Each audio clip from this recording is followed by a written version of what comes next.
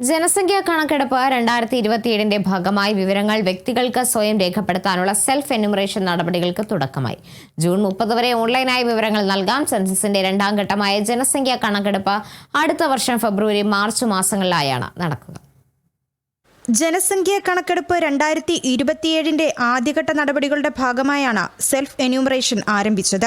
Portal വഴി കുടുംബങ്ങൾക്ക് സ്വന്തം വിവരങ്ങൾ നേരിട്ട് രേഖപ്പെടുത്താനും ഓൺലൈനായി വിവരങ്ങൾ സമർപ്പിച്ച ശേഷം ലഭിക്കുന്ന SID നമ്പർ സൂക്ഷിക്കണമെന്നും പിന്നീട് വീട്ടിലെത്തുന്ന എന്യൂമറേറ്റർമാർക്ക് അത് കൈമാറണമെന്നും അധികൃതർ അറിയിച്ചു.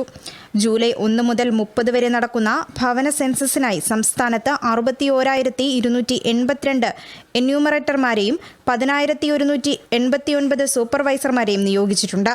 സംസ്ഥാനത്തെ കെട്ടിടങ്ങളെ 150 മുതൽ 200 വരെയുള്ള വീടുകൾ ഉൾപ്പെടുന്ന ബ്ലോക്കുകളായി വിഭജിച്ചാണ് ഓരോ എന്യൂമറേറ്റർമാർക്കും ചുമതല നൽകിയത്. സെൽഫ് എന്യൂമറേഷൻ കുടുംബ വീടുകൾക്ക് മാത്രമാണ് ബാധകമാകുക. വ്യാപാര വാണിജ്യ സ്ഥാപനങ്ങളിലെ വിവരശേഖരണം ജൂലൈ 1 ശേഷം എന്യൂമറേറ്റർമാർ നേരിട്ട് നടത്തും. അനാഥാലയങ്ങൾ, ഹോസ്റ്റലുകൾ, ആശുപത്രികൾ, ബോർഡിംഗ് സ്ഥാപനങ്ങൾ എന്നിവയെയും സ്ഥാപനങ്ങളുടെ വിഭാഗത്തിൽ ഉൾപ്പെടുത്തിയിട്ടുണ്ട്. സെൻസസ് വിവരശേഖരണം പൂർണ്ണമായും ഡിജിറ്റൽ സംവിധാനത്തിലൂടെയാണ് നടത്തുക. വിവരങ്ങളുടെ സ്വകാര്യത ഉറപ്പാക്കുന്നതിനായി പോർട്ടലുകളും മൊബൈൽ ആപ്പുകളും end-to-end എൻക്രിപ്ഷൻ സംവിധാനത്തിലൂടെ ക്രമീകരിച്ചതായും അധികൃതർ അറിയിച്ചു. Kerala vision news, Thiruvananthapuram.